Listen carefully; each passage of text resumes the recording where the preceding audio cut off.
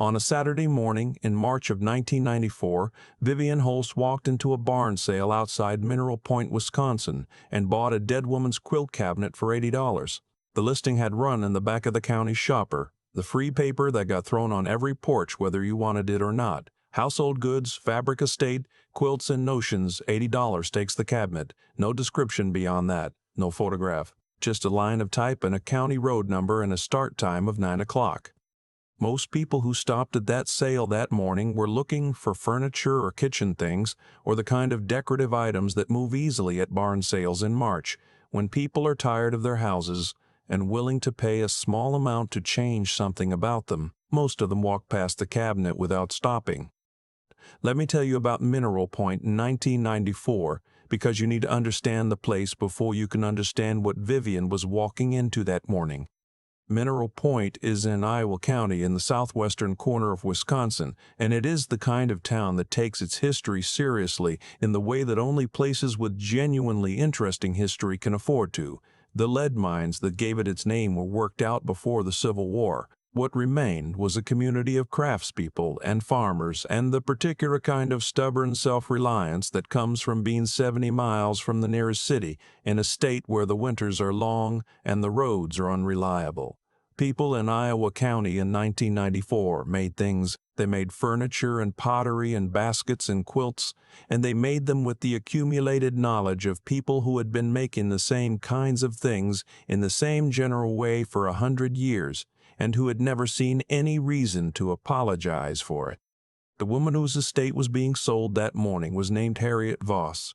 She had been 79 years old when she died in January, and she had lived her entire life within 12 miles of Mineral Point. She had never married. She had taught school for 31 years at the elementary level and had retired in 1981, and had spent the 13 years between her retirement and her death doing what she had always done in her spare time, which was making quilts. Not making quilts the way people mean it now, as a hobby, as a leisure activity, as something to fill the hours between other things. Making quilts the way a person makes something when they understand what they are making and why it matters, and what the difference is between doing it correctly and doing it approximately. Harriet had no surviving family. Her estate was handled by a local attorney named Walt Bremer, who had been the attorney for half the farms in Iowa County for 30 years, and who was a competent man in the areas of probate and property law, and who had looked at Harriet's house and her workroom and her quilt cabinet with the same expression Doug Zevert had worn in Clement Boardman's shop, which was the expression of a man trying to assign value to things he did not know how to value. He had hired a woman named Carol Pittenger to run the estate sale. Carol ran barn sales and household auctions across 3 counties, and she was organized and efficient, and had a good eye for the kinds of things that moved at sales in Iowa County, which was to say, furniture, farm equipment, kitchenware, and the occasional piece of artwork that someone's grandmother had brought over from somewhere in Europe. She did not have a good eye for what was in Harriet Voss's workroom because she had never needed one. She priced the quilt cabinet at $80 because it was old and needed refinishing, and because the drawers were full of things she couldn't readily identify, and because $80 seemed like a fair price for a piece of furniture in that condition and that size. She didn't open most of the drawers. If she had opened them and known what she was looking at, the sale would have gone differently. She didn't, and so it didn't. Let me tell you about Vivian Holst, because you need to understand the woman before you can understand what she did with what she found. Vivian Holst was 47 years old in 1994. She had grown up in Dodgeville, 15 miles east of Mineral Point, the daughter of a seamstress named Edith Holst, who had run alterations out of the back of her house for 40 years, and who had spent every evening of Vivian's childhood at a cutting table in the room they called the sewing room, working under a lamp that hummed slightly, and cutting fabric with a precision that Vivian had not fully understood until she was much older. Edith had a philosophy about cloth that she stated without ceremony and repeated when it was relevant. She said that fabric remembered. She said that every piece of cloth that had been woven with care carried the intention of the person who made it, and that if you knew how to read cloth, you could understand things about the people who produced it that couldn't be learned any other way. Vivian had grown up believing this in the way you believe things your mother tells you when you are young enough that the telling and the believing happen at the same time. By 1994, Vivian had been working with antique textiles for 22 years, not selling them, not primarily, though she sold enough to keep her operation running. She documented them. She had developed over 2 decades a specific and unusual expertise in the identification and dating of American quilts and quilt fabrics, particularly in the upper Midwest, particularly in the period between 1860 and 1940. She understood the dye histories of that period, which mordants produced, which colors, and in which decades and in which regions. She could look at a piece of fabric and tell you within 15 years when it had been dyed and within a reasonable range where, based on the mineral content of the local water supplies that affected the dye uptake in ways that were visible to someone who knew what they were looking for. She had also spent those 22 years learning to identify the specific quilting traditions of individual communities in Wisconsin and Illinois and Iowa, the way certain patterns traveled with certain immigrant groups and were modified over generations in ways that told you something specific about who made a quilt and when and in what context. She had corresponded with museum curators and textile historians and had handled pieces in collections in Chicago and Madison and Cincinnati, and had published 2 articles in journals that circulated among a few hundred people who cared about such things. She was not a prominent woman. She was not the kind of person whose name appeared in any paper except in the occasional context of a historical society meeting or a library lecture series. She drove a 10-year-old Subaru wagon and wore reading glasses on a cord around her neck and kept her dark hair cut short and practical. And she looked, to anyone who did not know her, like a school teacher who had retired early and was comfortable with it. She was not comfortable. She was busy, and she was, in the specific way that matters to the story, the most qualified person in Iowa County to walk into Harriet Voss's barn sale on that March morning in 1994. Let me tell you about what Carol Pittenger had priced that cabinet at $80 to contain, because this is where the story changes. Vivian arrived at the sale 40 minutes before it opened and sat in her car and drank coffee from a thermos and watched the other early arrivals. There were 7 vehicles before 9 o'clock. A man in a work truck who went straight to the farm equipment, 2 women together who stood at the door and talked, an older couple who walked the perimeter of the barn slowly, not rushing. None of them went near the cabinet. Carol Pittenger unlocked the barn at 9. Vivian was the second one through the door. The cabinet was against the far wall, away from the furniture and the household goods. It was a walnut piece, 4 feet wide, 6 drawers in 2 columns, with a flat top that showed the kind of wear that comes from decades of actual use and not from neglect. Someone had set it in the barn away from everything else, which was either because it belonged with the fabric things that were arranged nearby on 2 folding tables, or because Carol had put it there to keep it out of the way. Vivian looked at the cabinet from across the barn for a moment before she walked toward it. She opened the top left drawer first. Let me tell you what was in that drawer, because this is the reason the story is still worth telling. The drawer contained, folded in acid-free tissue that Harriet had cut and fitted herself, 3 quilt blocks in a state of completion that Vivian had not seen outside of a museum environment. The blocks were not remarkable in their pattern, which was a variable star variation common to the upper Midwest in the last decades of the 19th century. What was remarkable was the fabric. The prints in those 3 blocks were roller-printed cottons from the 1870s and 1880s, the kind of fabric that textile historians spend their careers trying to locate in usable condition. Fabrics whose dye formulations had been discontinued before the First World War, and whose color-fast properties were such that pieces that had been properly stored for 100 years still held a saturation that modern reproduction fabrics couldn't approach. Vivian had seen photographs of fabrics like this. She had handled 3 pieces in a museum collection in Cincinnati that had been stored in controlled conditions since 1927. She stood in front of the open drawer and did not move for 2 minutes. Then she opened the next drawer.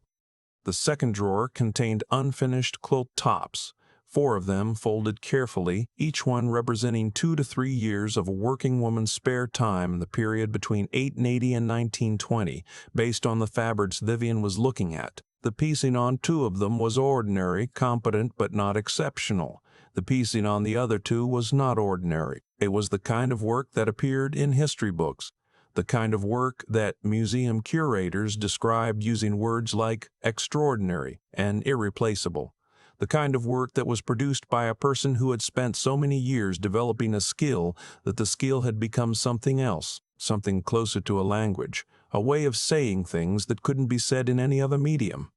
One of the two exceptional tops was a double wedding ring variation in a colorway that Vivian had seen documented in exactly one published source. A 1937 survey of Iowa County quilts conducted by a graduate student from Madison who had photographed 12 pieces and described them in terms that suggested he understood he was looking at something unusual. Vivian had read that survey. She owned a photocopy of it. She had looked at those photographs many times. She was now looking at what she believed was the source of at least two of those photographs, folded in acid-free tissue in the second drawer of a walnut cabinet priced at $80 in a barn outside Mineral Point, Wisconsin. She closed the drawer. She stood for a moment. Then she walked to the table where Carol Pittenger was sitting with her cash box and her clipboard and said, "I'll take the cabinet." Carol Pittenger looked up. "80 takes all of it. Everything in the drawers." "I know," Vivian said. "I'll take it." Carol wrote it down and took Vivian's check. The transaction took 40 seconds. Vivian spent the following 2 hours emptying the cabinet drawer by drawer, wrapping each piece in the clean cotton muslin she kept in the back of her Subaru for exactly this kind of situation. There were 6 drawers. She documented each piece before she moved it, writing in the small notebook she kept in her jacket pocket, noting the contents, the condition, the folding pattern, the tissue, the apparent age. Her handwriting was small and even, and she filled 11 pages. By the time she was done, the rest of the sale had wound down, and Carol Pittenger was beginning to consolidate the unsold items, and most of the other buyers had gone home. Carol walked over while Vivian was loading the last box into the Subaru. She looked at the stacked boxes and said, "You find something good in there?" Vivian said, "Some nice old fabrics." Carol nodded in the way people nod when they're satisfied with an answer that confirms what they already thought. "Old stuff," she said. "People have different things they're interested in." She went back to the barn to finish closing up. Vivian sat in her car for a moment before starting the engine. "Now let me pause here and ask you something. What did Carol Pittenger think she had sold that morning?" She thought she had moved a piece of old furniture that needed refinishing, and a drawer full of fabric scraps. She thought the $80 was a fair price, and that the transaction had gone exactly as she would have expected, which meant the day had gone well, and there was no reason to think further about it. She was a professional. She had done her job. She had priced what she saw. She had also left in the drawers of a walnut cabinet in a barn in Iowa County a collection of 19th century American quilting fabrics and textile work that Vivian Holst would spend the next 3 months documenting before arriving at a conservative valuation that she wrote in her notebook in the same small, even handwriting she used for everything and then sat with for a long time before she closed the notebook. The total assessed value of the contents of Harriet Voss's quilt cabinet was, by the careful estimate Vivian assembled over 90 days of examination and consultation with 2 curators and a textile dealer in Chicago, somewhere between $26,000 and $31,000. That was 1994 money. That was the figure based on comparable pieces that had sold at auction through specialized textile sale houses in New York and Boston, and on private sale prices reported in the Collector Network, and on direct conversations with 2 institutions that expressed interest in specific pieces, once Vivian's documentation circulated through the appropriate channels. $26,000 to $31,000 for 80. Let me tell you about what Vivian did with this information, because this is the part that surprises people when they hear the story. She did not sell the quilts. Not most of them, and not quickly. She kept the unfinished tops because they were, in her assessment, primary documents in the history of Iowa County textile work, and because they deserved to be understood before they were dispersed. She spent 6 months writing a proper documentation of each piece, with photographs and fiber analysis and dye identification and provenance notes that traced the fabrics back through their likely origins in the jobber networks that had supplied dry goods stores in southwestern Wisconsin in the 1880s and 1890s and 1890s.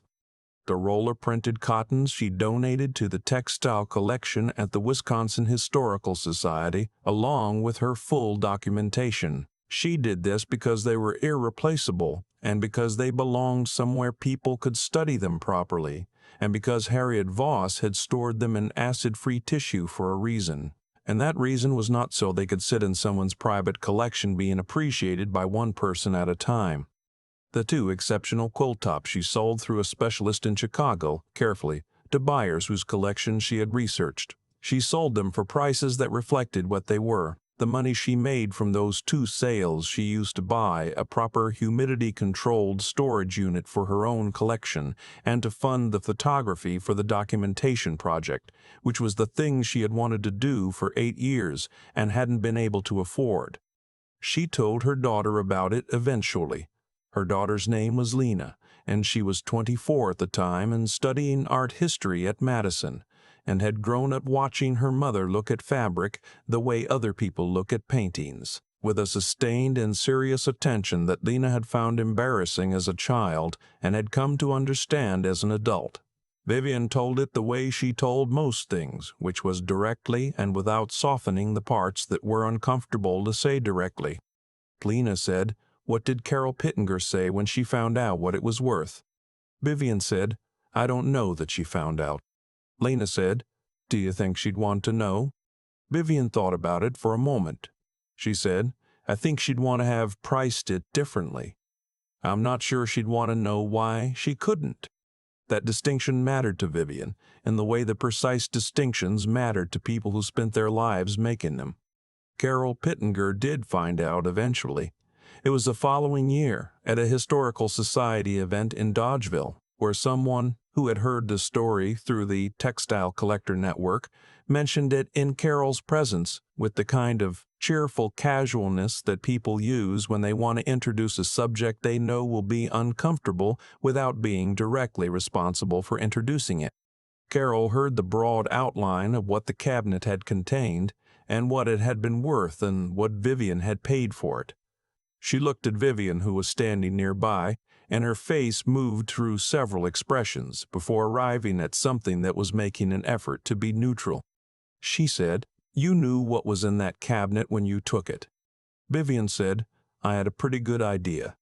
Carol said, "You should have said something." Vivian looked at her for a moment. "You priced it," she said. "I paid your price. That's how a sale works." Carol didn't answer.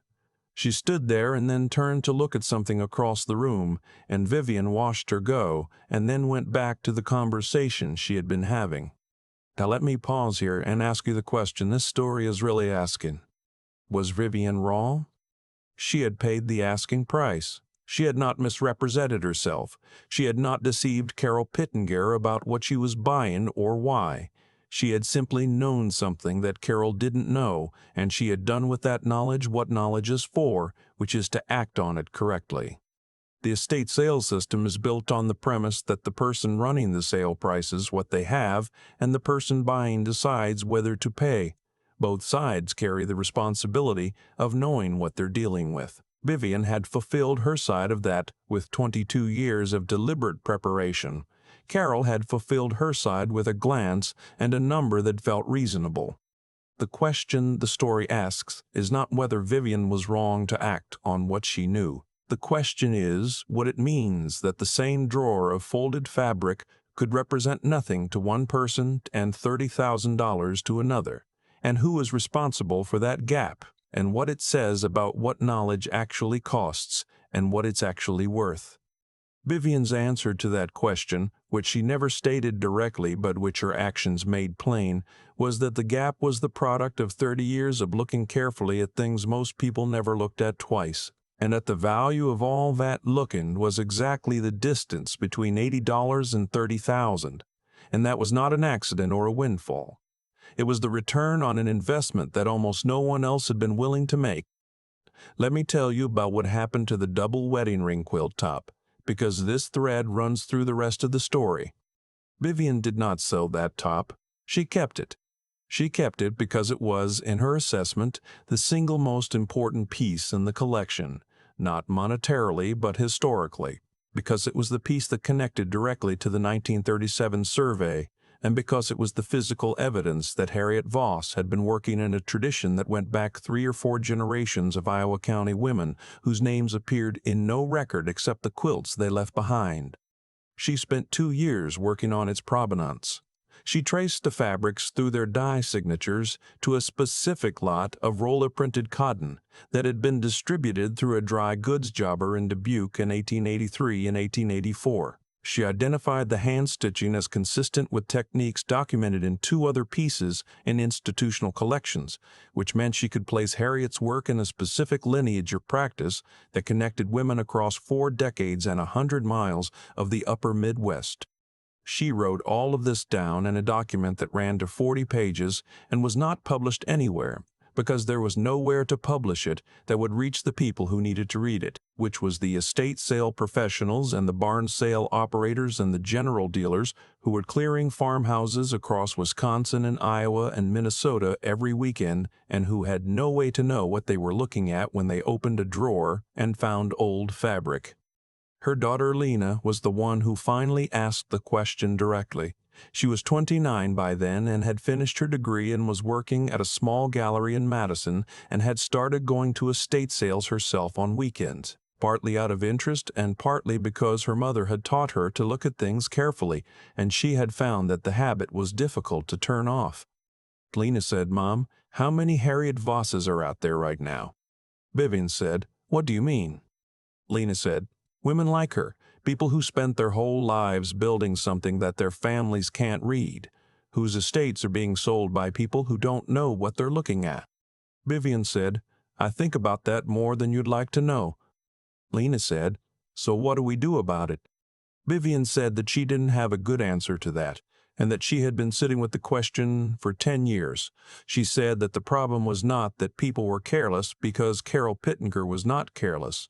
She was competent and organized, and she had run hundreds of successful sales. The problem was that the knowledge required to assess what Harriet Voss had accumulated was so specific and so hard to acquire that the number of people who had it could be counted in any given county on one hand, and most of them were not running estate sales for a living. She said, "The only thing I know how to do is write it down." Lena said, "Then write it down." It took them 2 years. Vivian wrote the core material, and Lena handled the photography and the layout and the practical questions of distribution, which were harder than the writing because there was no established channel for getting a document like this to the people who needed it. It was not an academic publication. It was not a coffee table book about beautiful old quilts. It was a working reference for people who had no textile training and who needed, in the middle of a barn sale on a Saturday morning, to be able to open a drawer and recognize whether what they were looking at was worth a phone call to someone who knew more. The guide ran to 180 pages. It covered the major American quilt and textile traditions of the upper Midwest from 1850 to 1950. It included photographs of maker's marks on fabric selvages, dye signature comparisons, pattern identification guides for regional traditions, and a set of simple field tests that a non-specialist could perform in 15 minutes to determine whether a piece of fabric was likely pre-1920 or not. It included a list of curators and textile specialists at 12 institutions who had agreed to answer initial inquiries from estate professionals who found themselves uncertain about what they had. Carol Pittenger received one of the first copies. Vivian mailed it to her with a short note that said only that this was the kind of reference she wished had existed in 1994 and that she hoped it was useful. Carol called her 2 weeks later and they talked for 40 minutes. Which was 40 minutes longer than either of them had talked to the other in the 9 years since the barn sale. At the end of the conversation, Carol said, "I've been thinking about what I should have charged for that cabinet." Vivian said, "You charge what you knew to charge." Carol said, "That's not very comforting." Vivian said, "It wasn't meant to be comforting. It was meant to be accurate. Those are different things." Carol laughed, which surprised both of them. Then she said, I'd like to know more about what I'm looking at. When I come across textiles, Vivian said, come out to Dodgeville on a Saturday. Bring whatever you've got questions about. Carol came out the following Saturday. She came out 3 more times that year. What happened on those Saturdays was not instruction in any formal sense, and was not a workshop, and was not the kind of organized exchange that either of them would have used the word teaching to describe. It was closer to what had happened between Edith Holst and Vivian on evenings in the sewing room in Dodgeville 30 years earlier, which was the slow passage of a way of seeing from one person to another through proximity and the handling of actual material. Carol Pittenger did not become Vivian Holst. That was not possible and was not the goal. But she became someone who knew enough to stop before pricing a drawer of old fabric at whatever felt right, and to ask a question before she closed the drawer. She began calling Vivian when she found textiles she couldn't assess. She began reading the guide before sales when she knew a property might include a workroom. She started looking at the organization of a woman's sewing space, the way Vivian had taught her to look at it, as evidence of a mind at work, as a record of a life that had been spent doing something specific and serious and worth understanding. Let me tell you about the last estate sale Vivian attended professionally. It was in October of 2009.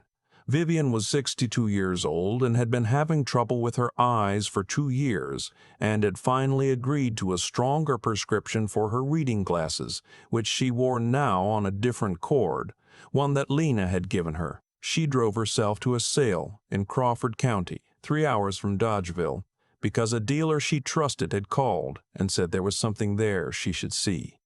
The property belonged to the estate of a woman named Agnes Holbrook, who had been in her working life a professional embroideress for a liturgical supply company in Prairie du Chien, and who had maintained a workroom at her farmhouse for 50 years after her retirement that reflected 5 decades of a professional embroiderer's discipline and a professional embroiderer-specific relationship with thread and needle in the mathematics of pattern. Embroidery is a different thing from quilting and from weaving and from most of the textile traditions Vivian had spent her career studying, but the knowledge of cloth that underlies all of them is the same knowledge, and Vivian recognized what she was looking at when she walked into Agnes Holbrook's workroom and stood in front of the shelving along the far wall. Lena was with her. She had come to most of Vivian's sales in the last 3 years, not as an apprentice exactly, but in the way that someone comes to things they understand are ending, wanting to be present for them while they still can be. Vivian said, "You see the thread cabinet in the corner?" Lena said she did. Vivian said, "Look at the construction, not the condition, the construction." Lena looked at it for a moment. She said, "That's not factory made." Vivian said, "No, the joinery alone. Look at the dovetails on the lower case. That's someone who built furniture as well as they sewed." Lena looked at her mother. "How old?" Vivian said, "The cabinet or what's in it." "Both," Lena said. Vivian said, "Cabinet is probably 1920s. What's inside is older than that." She opened the top drawer. The threads inside were wound on cards that bore manufacturer marks Vivian recognized from trade catalogs she had studied 30 years earlier, marks that indicated production dates before 1915. The colors were silk, and the silk was intact, and the specific range of that color palette, the depth of the crimsons and the particular green that appeared in 3 of the cards, was consistent with dye formulations that had been replaced by synthetic alternatives in the years just before and during the First World War. They stood there for a while. Lena said, "What do you want to do?" Vivian said, "I want to buy the thread cabinet and make sure the embroidery samplers on the lower shelving go to someone who knows what they are. There's an institution in Milwaukee that collects liturgical textile work specifically. I can make a call." She bought the cabinet and the thread cards for $110, which was not the price of ignorance. The estate sale operator was a woman named June Aldrich, who had received Vivian's guide 4 years earlier through the distribution network that Carol had helped establish, and who had called a textilist before pricing the workroom, and who had priced the cabinet accordingly at what the specialist told her was fair for a private sale. The embroidery samplers and the remaining contents of the workroom went to the institution in Milwaukee, where they were accessioned into the collection and are available for study. Agnes Holbrook's daughter in Madison received a check for $4,800, which she had not expected, and when Lena called to tell her the amount, she was quiet for a long moment and then said, "I knew she worked hard in that room. I just didn't know anyone else would know it." Vivian drove home from Crawford County in the late afternoon with a thread cabinet strapped into the back of the Subaru. She drove 2 hours and got home before dark, which was what she tried to do now that she was 62 and the roads were sometimes icy in October. She put the cabinet on her work table and opened the drawers one by one and looked at the threads under her lamp for a long time before she made dinner. Lena called the next morning and asked how she was doing. Vivian said she was fine. Lena said, "You going to use those threads or keep them?" Vivian said, "Both. The ones I can use without damaging them. The rest gets documented first." Lena said, "That's very you." Vivian said, "Your grandmother would have said the fabric still has something to say until you work with it." There was a pause. Then Lena said, "I've been thinking about something." Vivian said, "What?" Lena said, "The guide is good, but it's a photocopied spiral-bound document that mails out to estate professionals in 6 states. There are barn sales happening every weekend in Wisconsin alone. Farmhouses full of workrooms that families can't assess. The people who know what to look for are getting older, and the people running the sales are working off the first edition of a guide that came out 10 years ago." Vivian said, "What are you thinking?" Lena said, "I'm thinking the guide needs to be something more than a guide. I'm thinking photographs and cross-reference and dye period identification that someone can actually use on a phone while they're standing in front of a cabinet in a barn." There was a silence on the line. Vivian sat at her kitchen table with her coffee, in the same chair she had sat in on the morning she drove to Harriet Boss's barn sale 16 years earlier, and thought about Harriet and about Edith and about Agnes Holbrook and about the thread cards wound before the First World War sitting now in her work table drawer, and about what it meant that a woman could spend 50 years working at something with that level of care and precision and leave behind an estate that her family had no way to read. She said, "You'd need a real database, not just photographs. Fiber samples, dye spectra, regional attribution data." Lena said, "I know a curator in Milwaukee who's been wanting to do exactly that for 8 years. Vivian said, "I know her too." Lena said, "So it's worth doing?" Vivian said, "I think it's the most important thing either of us could do. More important than the guide was when we wrote it. Because the window is closing. The women who made these things are gone. The last people who knew them personally are getting old. The institutional knowledge that lets you look at a piece of fabric and know what you're looking at is disappearing faster than the fabric is." They started the following spring. It took 3 years to build the first version, and it was not what either of them had originally imagined, because the data required to do it correctly turned out to be more complex and more interdependent than a database architecture could straightforwardly contain. And because the curators who contributed material each had their own classification systems and their own preservation priorities, and reconciling those systems was most of the work. But it existed. It was accessible. Estate professionals in 9 states used it. Carol Pittenger, who was 67 by then and had reduced her sale operation to 1 or 2 events a month, had used it twice in the previous year to identify pieces she would otherwise have priced at whatever felt right, and had called the contact numbers in the database, and in one case facilitated a private sale that returned $1,100 to an elderly man in Richland County who had inherited his mother's textile collection and had no idea it contained anything worth more than sentiment. Carol sent Vivian a card after that sale. The card said only, "This is what I wish I had known to look for in 1994. Thank you for writing it down." The guide, now in its 2nd digital edition, still carries at the bottom of the introduction a line that Lena added when she took over the primary editing after Vivian's retirement. It reads, "For Harriet Voss, who kept the work waiting until someone came along who could read it." The double wedding ring quilt top is in Lena's house in Madison. It is not for sale. When people ask her about it, she tells them it is a primary document in the history of Iowa County textile work and that it belongs to no one and to everyone who understands what it took to make it. She uses it when she teaches, which she does now twice a year at the Historical Society in Dodgeville, a class for estate professionals and family executors about how to recognize what you might have before you decide what it's worth.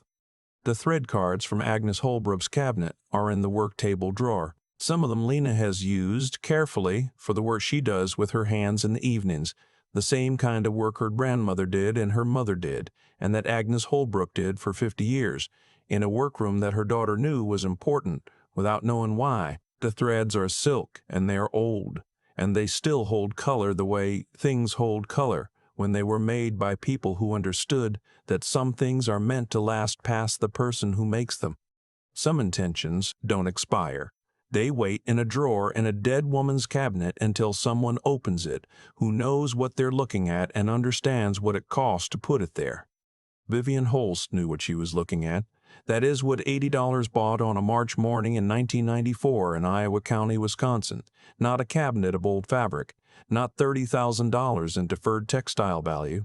Not a bargain or a lucky find. What $80 bought was the proof that the kind of knowledge you spend a lifetime building is the only kind that stays worth something.